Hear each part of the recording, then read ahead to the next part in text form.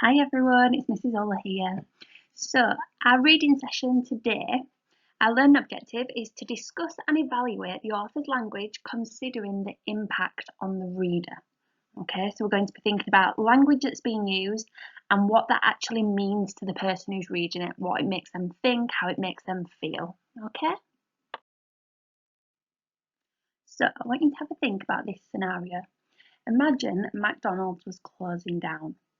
Would you think this was a positive thing or a negative thing? And I just want you to write that down. Then, once you've done that, I want you to think, whatever you've said, so imagine you've said it was a positive thing, how could it also be seen as a negative thing? Okay, so think about both sides of it. Would you just see it as one thing or would you see it as both?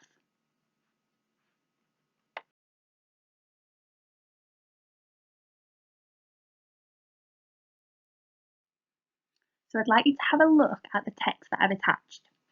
And I want you to think, has the text about Chichen Itza been written in a positive way or a negative way?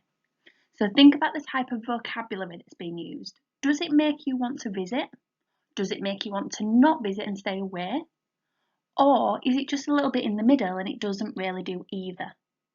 So have a think about that. You could highlight some of the words which help you to make that decision.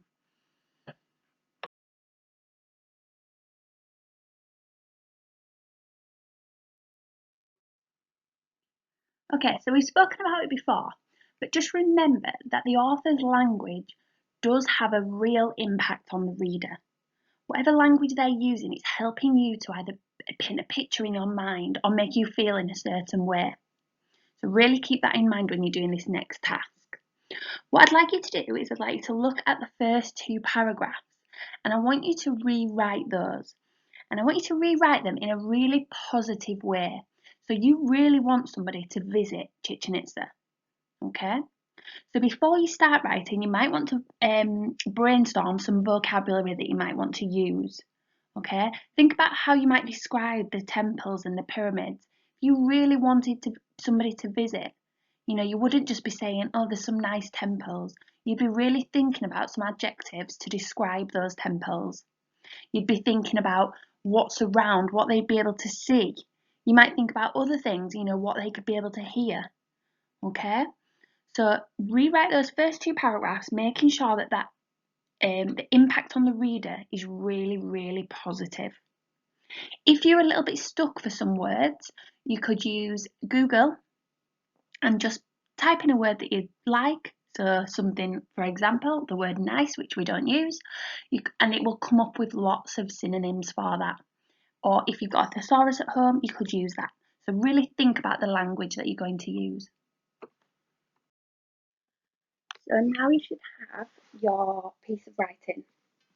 And what I want you to do now is swap your head over. So instead of being the writer, I want you to become the reader. And I want you to read back what you've written and think, what impact does this now have on you? Does it make you want to visit? What words in there have helped you to decide? And I'd like to just write a sentence which explains the impact that your writing now has on the reader. Once you've done that, that's the end of our reading lesson today. So I'll speak to you soon.